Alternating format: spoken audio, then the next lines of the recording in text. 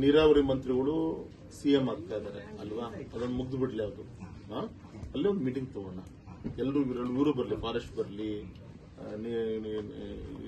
ಇವರು irrigation department ಇವರು ಬರಲಿ, ಎಲ್ಲರೂ ಬರಲಿ, ಅಲ್ಲೇ ಕೂತ್ಕೊಂಡು ಎಲ್ಲದೂ ಈ ಸಮಸ್ಯೆಗಳನ್ನು ಬಗೆಹರಿಸಿಕೊಂಡು ಎಲ್ಲದೂ ಅಲ್ಲೇ ಚರ್ಚೆ ಮಾಡೋಣ.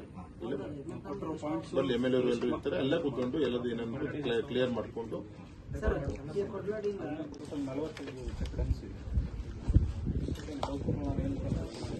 ನೀರು ಅಲ್ಲೇ ಅಂತ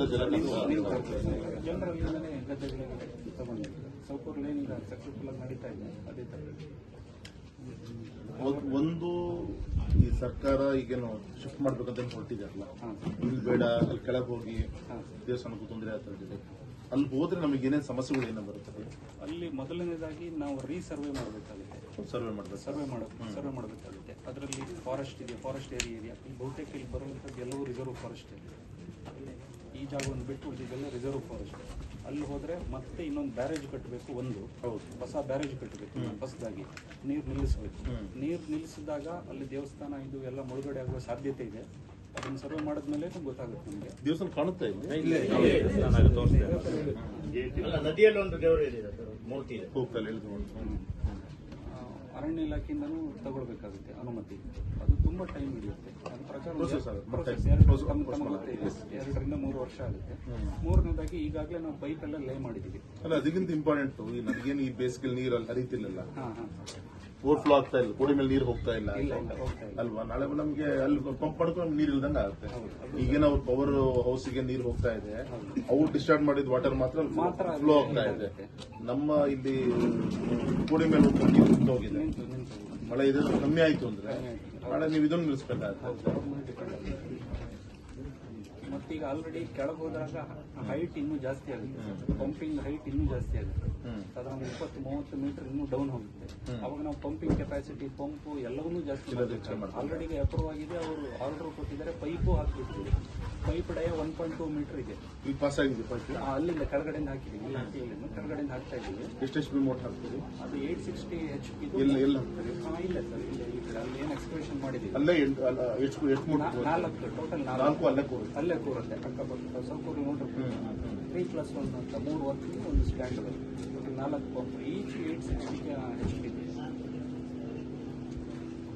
ಈಗ ಅಲ್ಲಿ ಮಾಡಿದ್ರೆ ಮತ್ತೆ ಈಗ ಪಂಪ್ ಕೆಪಾಸಿಟಿ ಎಲ್ಲವನ್ನೂ ಚೇಂಜ್ ಮಾಡ್ತಾರೆ. 860 ಸಾಕಾಗಲ್ಲ, 900, 920 ಎಲ್ಲ ಹೋಗಬೇಕಾಗುತ್ತೆ.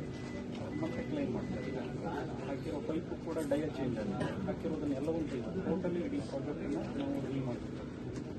ಮೊನ್ನೆ 2,000 ಕೋಟಿ ಖರ್ಚು ಮಾಡಿ ಶಿವಮೊಗ್ಗ ಜಿಲ್ಲೆಯಲ್ಲಿ ನೀರಾವರಿ ಯೋಜನೆ ಮಾಡಿಸ್ತೇವೆ.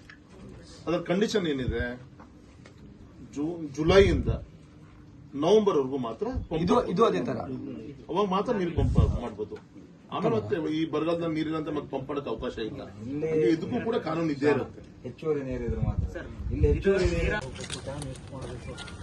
ನಂತರ 2003 ತನಕನೂ ಅದು ನಿಗಮ ಆಗುವವರೆಗೂ ಕೂಡ ಅಸ್ಪಷ್ಟತೆ ಹಾಗೆ ಮುಂದುವರೆಯಿತು.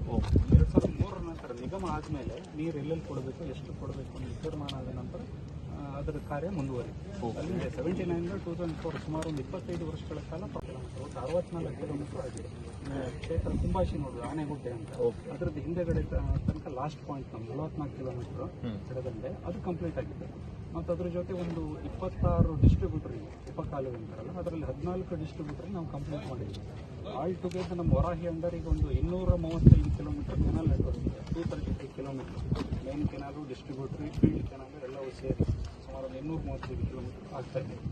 ಅದ್ರ ಜೊತೆ ಇನ್ನೂ ಒಂದು 2-3 ಟೆಂಡರ್ ಕರೆದಿದೆ, ಡಿಸ್ಟ್ರಿಬ್ಯೂಟರ್ಸ್ ಎಲ್ಲ ನಡೀತಾ ಇದೆ. ಸೊ ಈ ವರಾಹಿ ಅಂಡರ್ನ ಲಿಫ್ಟ್ ಇರಿಗೇಷನ್ ಇದು ಮೊದಲೇದಾಯ್ತು? ಅಲ್ಲ, ಇದು ಎರಡನೇದು. ಮೊದಲೇದು ಎಲ್ಲಿ ಆಗಿದೆ? ಮೊದಲನೇದು ಈಗ ಆಗ್ತಾ ಇದೆ, ಹಾಲಾಡಿ ಹತ್ರ ನಡೀತಾ ಇದೆ. ನೀರಿಲ್ ಪಂಪಿಂಗ್ ಅದು ಎಡದಂಡೆ ಕಾಲು 6ನೇ ಕಿಲೋಮೀಟರ್ ಇಂದ ಪಂಪ್ ಮಾಡಿ ಆ ಕಡೆ ಮಂದರ್ತಿ ಭಾಗಕ್ಕೆ ಕುಂದಾಪುರ ವಿಧಾನಸಭಾ ಕ್ಷೇತ್ರಕ್ಕೆ ಬರುತ್ತೆ. ಅದು ಡ್ರಿಂಕಿಂಗ್ ಪರ್ಪಸ್ ಇರಿಗೇಷನ್ ಎಷ್ಟು 8,000 ಹೆಕ್ಟೇರ್? ಅದು 2723 ಅಂತ 2723 ಹೆಕ್ಟೇರ್ಗೆ ಇದು. ಅದು ಒರಿಜಿನಲ್ ವರಾಹಿ ಪ್ರಾಜೆಕ್ಟ್ ಅಲ್ಲಿ ಅಪ್ರೂವಲ್. ಎಡದಂಡೆ, ಬಲದಂಡೆ ಮತ್ತೆ ಲಿಫ್ಟ್ ಅಂತ 3 ಕೂಡ ಅರ್ಧವಡಿ ಇತ್ತು ಸರ್. ಸ್ವಲ್ಪ ನಿಂತಿದೆ, ಪ್ರೋಗ್ರೆಸ್ ಆಗಿಲ್ಲ, ಅದು ಆಗಿಲ್ಲ. ಆನ್ಲೈನ್ ಅಲ್ಲಿ ಮೂಲ ಯೋಜನೆ ಇತ್ತು ಸರ್, ಸಿದ್ದಾಪುರ ವ್ಯಾಪ್ತಿ ಇತ್ತಲ್ಲ,